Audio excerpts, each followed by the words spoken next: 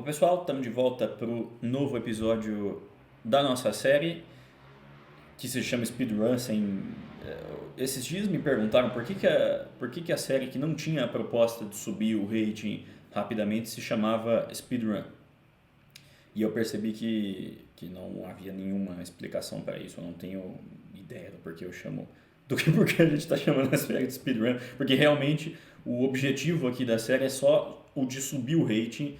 É, mas claro que por conta do tempo, do ritmo que a gente está jogando, o rating ele vai subindo mais aos pouquinhos, né? E deveria ter algum outro nome. Mas enfim, o fato é que quando eu fui pensar sobre isso, a gente já estava no episódio número 10, assim, aí já não dava mais tempo da gente alterar o nome. Ou a gente pode alterar o nome em algum momento. Deixem sugestões aqui nos comentários se vocês acham que a gente deve trocar o nome da série ou não. E se for trocar, para qual nome? Só não pode ser é, alguma coisa como Slow Run, alguma coisa assim, porque aí acaba ficando parecido com outras coisas que eu lembro de ter visto.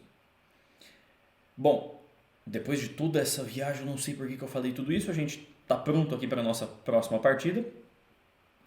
Vamos ver, agora a gente está a caminho aí dos 1400, vamos ver quanto tempo a gente vai levar para chegar até lá, se é que a gente vai chegar até lá. Então vamos clicar aqui no nosso para encontrar o nosso próximo oponente. Esse com certeza é o adversário de rating mais alto que a gente já enfrentou até agora, né? D4 eu vou jogar D5, porque ele está muito próximo dos 1400, né? Então parece que está subindo aqui o rating dos nossos oponentes. O problema é que ele desconectou. Reconectou agora, perfeito. Bom, C4. E jogou C4 rapidamente, então a gente talvez vai acabar enfrentando um adversário preparado aqui agora. Bom, a gente não tinha passado por essa questão até então, né? De se joga com C6, se joga com E6.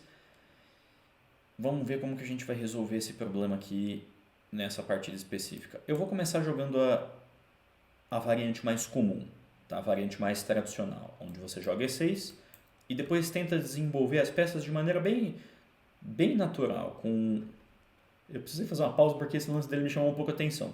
Mas geralmente esse cavalo vem para cá, bispo E7 e depois o roque. Esses são os lances básicos aqui dessa variante que a gente está usando.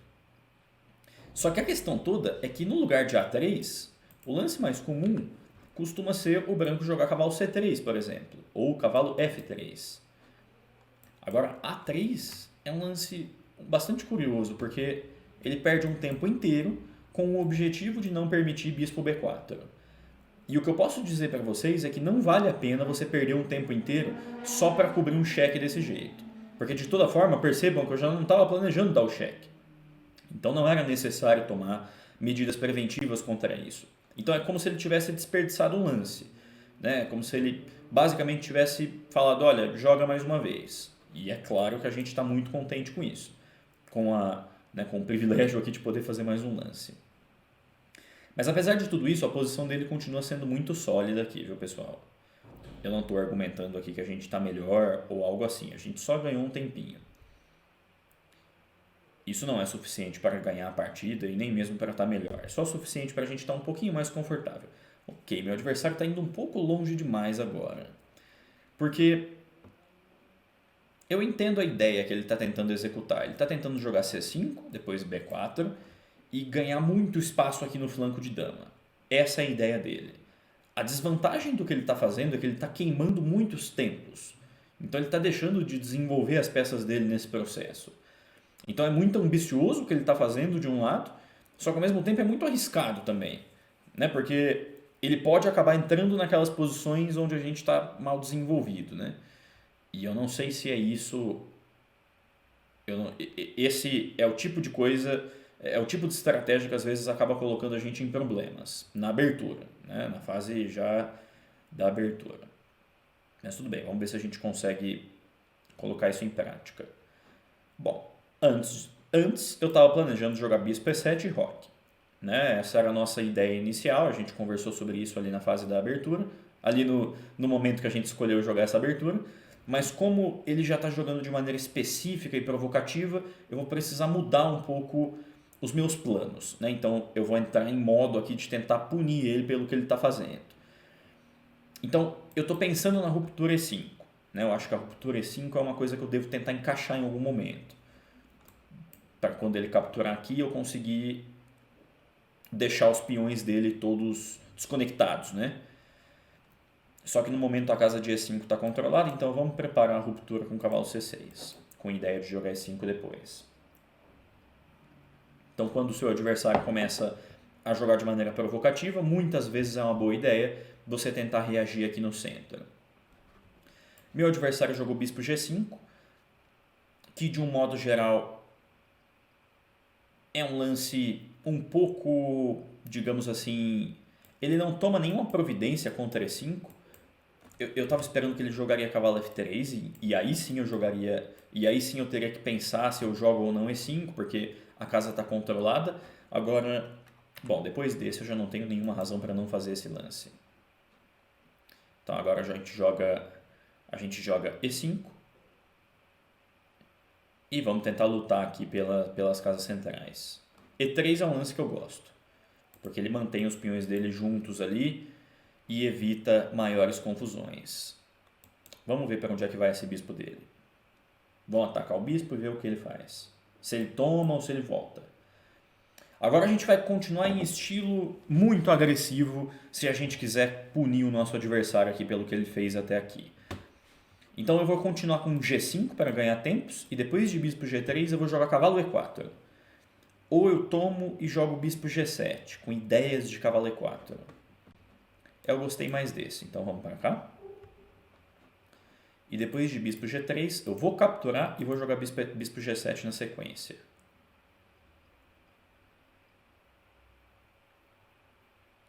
Porque dessa forma a gente acelera o nosso desenvolvimento e a gente já tem umas ideias de pressionar o peão de D4 ali dele depois. Com bispo G7, cavalo E4 em algum momento. Vamos ver como é que ele vai reagir. Isso, e aqui a minha ideia era capturar mesmo. E agora seguir com esse aqui. Então o meu plano é roque, torre E8 e cavalo E4 depois. Vamos seguir o plano. Vamos seguir o plano. Cavalo E2, esse é um lance que faz bastante sentido também. Porque agora torre 8 não é mais cheque, né? Se eu jogar torre 8, ele pode simplesmente rocar. E sendo assim, acho que eu vou continuar com o cavalo E4 mesmo. Que fazia parte já da nossa ideia, né? Tentar jogar esse cavalo E4.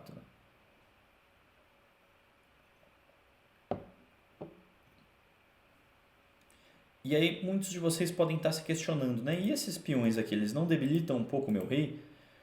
A longo prazo, sim. Tá? Então, agora que ele rocou, por exemplo, já fica muito mais difícil dele me atacar aqui desse lado. Mas assim, a questão toda é que para você conseguir atacar o seu adversário, você precisa de peças, né? E se você não tem peças ativas, você não consegue explorar debilidades desse jeito. Como as peças dele são bastante inofensivas aqui, ou seja, as peças dele não estão em casas particularmente problemáticas para mim, eu posso ficar confortável aqui com a ideia de que ele não vai conseguir me atacar tão cedo, né? Porque as peças dele não estão funcionando muito bem. Então, depois de roque, a gente precisa pensar como continuar o desenvolvimento. Bispo F5 parece um lance, torre 8 parece outro, e bispo E6 parece também uma ideia. Eu estou um pouco mais animado com o lance bispo E6. Eu não quero jogar o bispo para F5 porque talvez eu quero jogar F5 em algum momento, para prender o bispo dele com F4. Mas antes de fazer isso eu vou completar o meu desenvolvimento. Então vamos de bispo E6. E vamos ver como que ele planeja resolver os problemas dele aqui agora.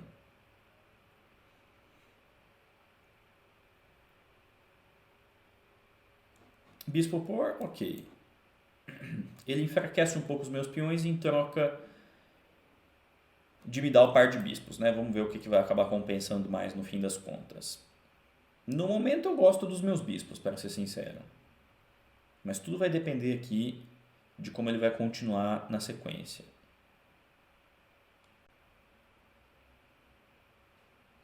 Esse meu adversário está jogando muito bem, diga-se de passagem. Ele tá tirando, ele jogou a fase ali da abertura de maneira um pouco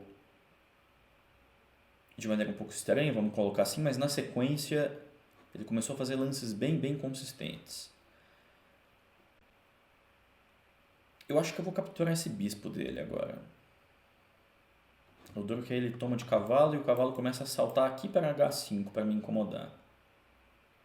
Vamos atacar o peão de B2 então. Para ver como que ele reage.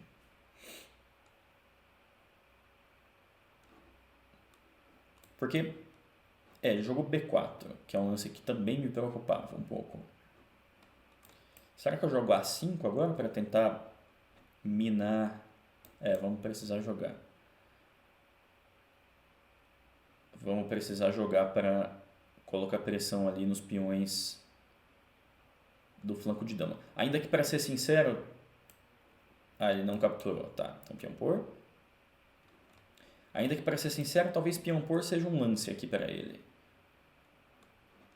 E aí tentar jogar com dama 4 depois. Ele usou a ordem inversa, né? Ele começou com dama 4. Eu não sei se ele deveria ter feito essa captura, sabe? Porque acaba dando casas novas para o meu bispo nessa diagonal. Casas que eu não tinha antes.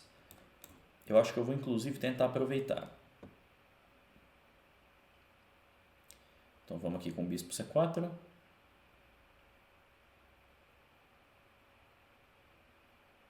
Mas a posição segue muito confusa ainda. Porque agora ele pode jogar torre 1. E depois que ele jogar torre 1, eu estou planejando trocar. Capturar em E2. E depois capturar em D4. Se essa variante toda acontecer, eu teria um peão a mais.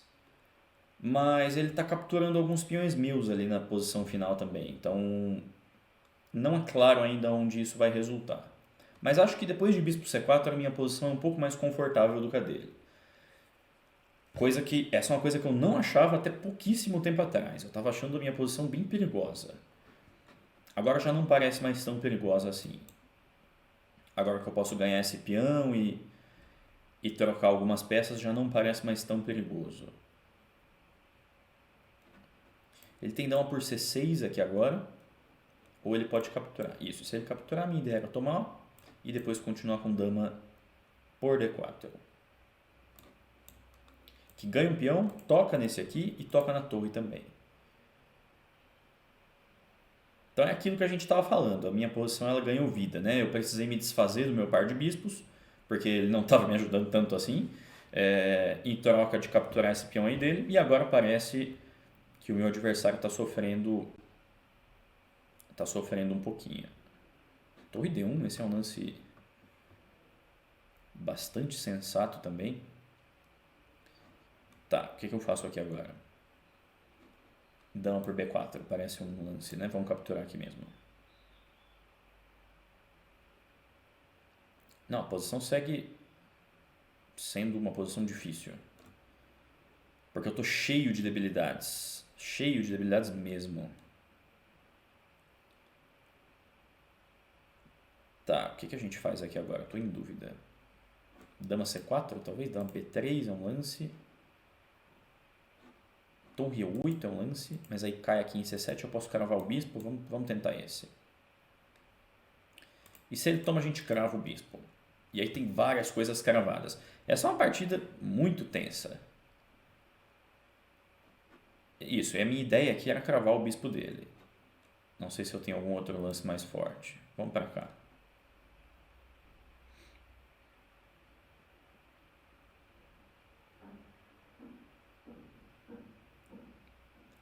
E aqui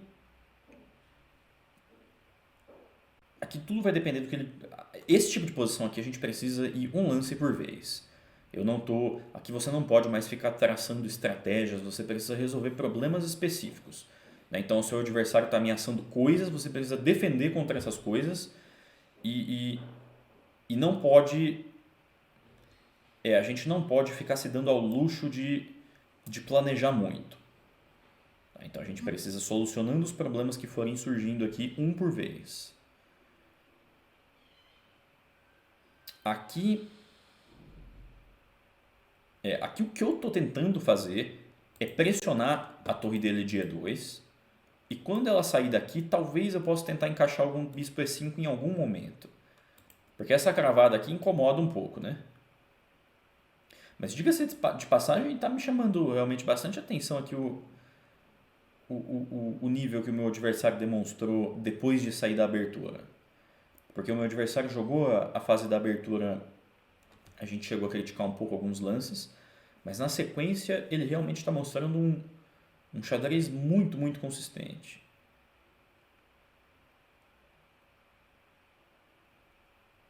Porque esse não é um tipo de posição fácil de jogar.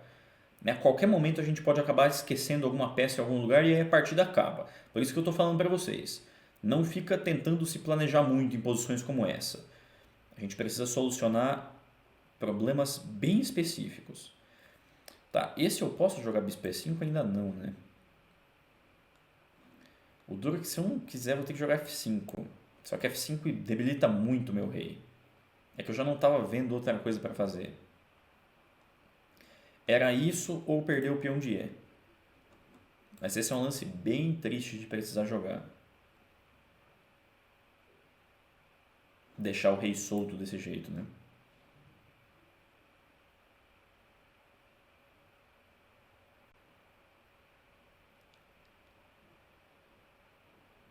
E vamos ver como é que ele está planejando continuar a partir daqui. Eu não estou vendo exatamente qual vai ser o próximo lance dele. Eu estou ameaçando o dama F7. Mas depois de tudo que ele fez até aqui, eu não estou esperando que ele não veja dama F7. Eu acho que ele vai ver. E a gente vai precisar... como foi mencionado, ele percebeu a ameaça. E a gente vai precisar resolver novos problemas agora. Vamos de dama F7, atacando o bispo.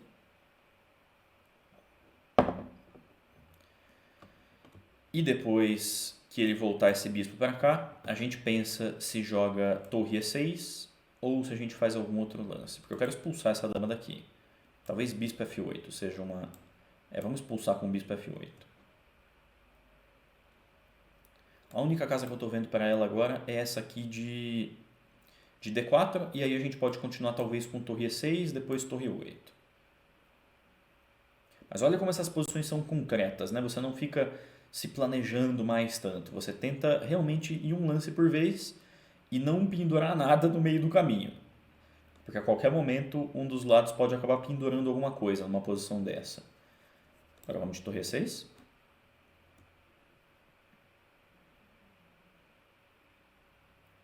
Que era a minha ideia. Depois eu vou dobrar aqui em E8. E assim, a médio prazo eu estou tentando começar a avançar esses peões aqui do flanco de rei. Já que ele tem esse peão passado, ele deve tentar avançar aqui e eu devo tentar avançar aqui do lado esquerdo. Mas com muito cuidado. Né? Que é aquilo que ok, esse lance esqueceu o bispo aqui. É aquilo que eu estava falando para vocês. Em posições como essa, conta muito quem vai estar mais atento. E o meu adversário acabou adormecendo aqui por um lance.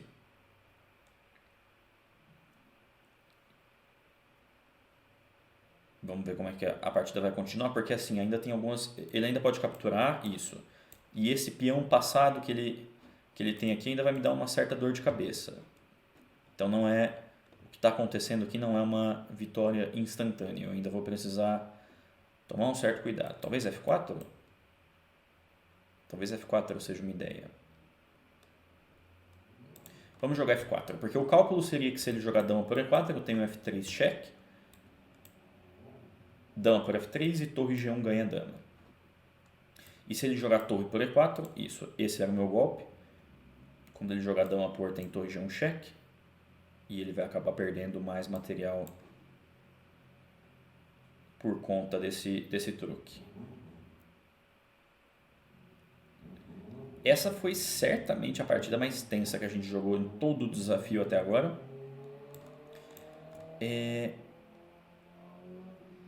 A partida ainda não acabou, eu tenho certeza de que meu adversário vai tentar colocar problemas aqui ainda, mas é muito difícil de encontrar recursos a partir de agora, porque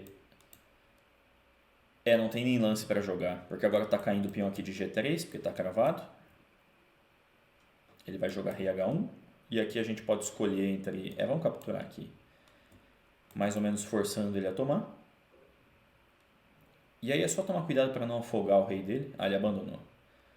Afogar o rei que eu digo seria tomar e chegar aqui e fazer um lance descuidado, como G4 ou como peão por, né? Interessante que o chess.com aqui no relatório está dizendo que eu não fiquei em apuros em momento algum. O que pode até ser verdade do ponto de vista, digamos, objetivo. Pode ser que o tempo todo a posição não tenha saído do controle, vamos colocar assim. Mas vocês perceberam, né, que eu estava sob constante pressão ali em determinados momentos. E chegou um determinado momento ali que eu realmente precisava focar totalmente para não acontecer alguma surpresa muito desagradável ali no meio jogo, né? Então vamos dar uma olhada no que aconteceu aqui começando primeiro pela abertura. De novo, o meu adversário foi conduzindo a abertura de uma forma que eu pensava que aconteceria.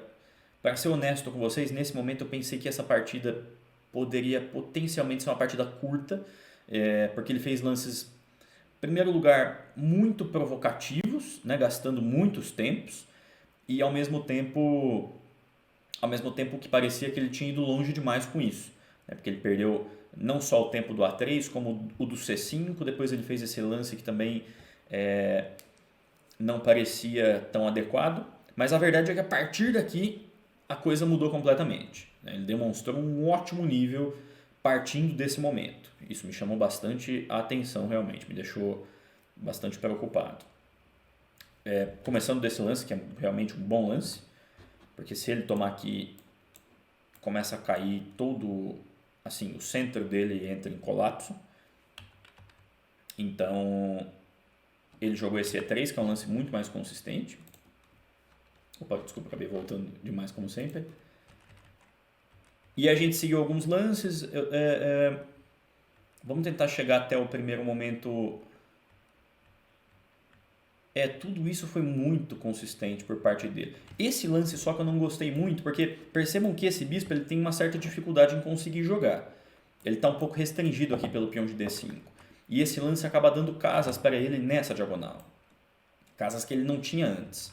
Então, se ele queria fazer isso, talvez seria melhor ele jogar algum outro lance de uma vez. Porque primeiro ele tomou e depois dama 4. Talvez jogar dama 4 direto, né? Porque aqui ele me dá essa opção.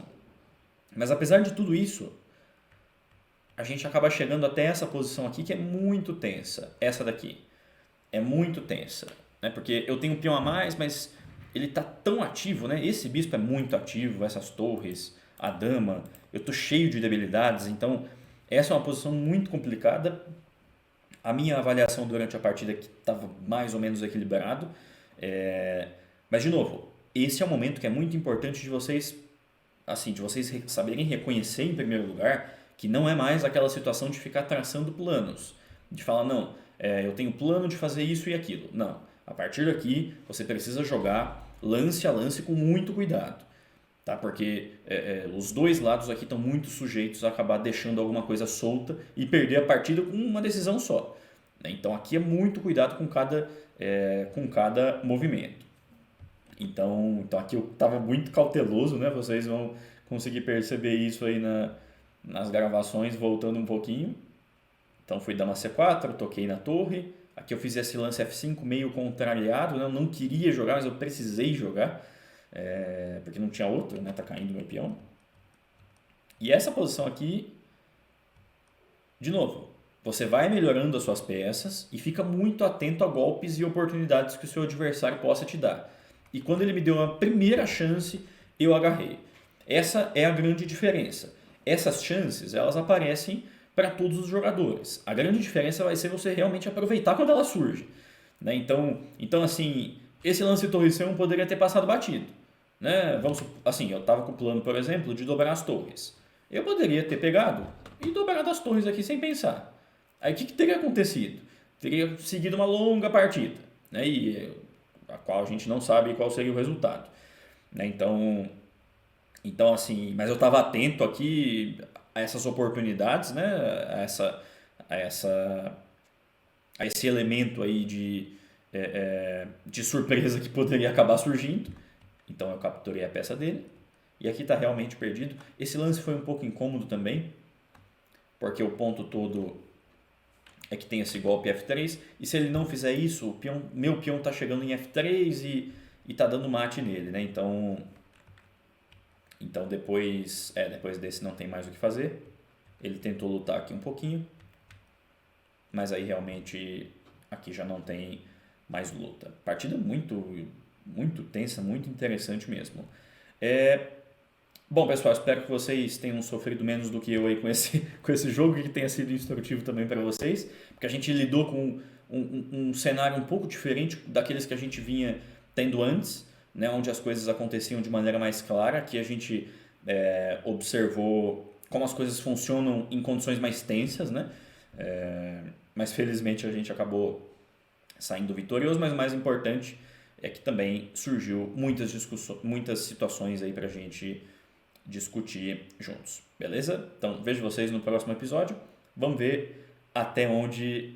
Vamos ver se a gente consegue seguir rumo aí aos 1400, tendo menos problemas do que a gente teve nesse jogo aqui de preferência. Então, no mais era isso. Valeu, pessoal. Tchau, tchau.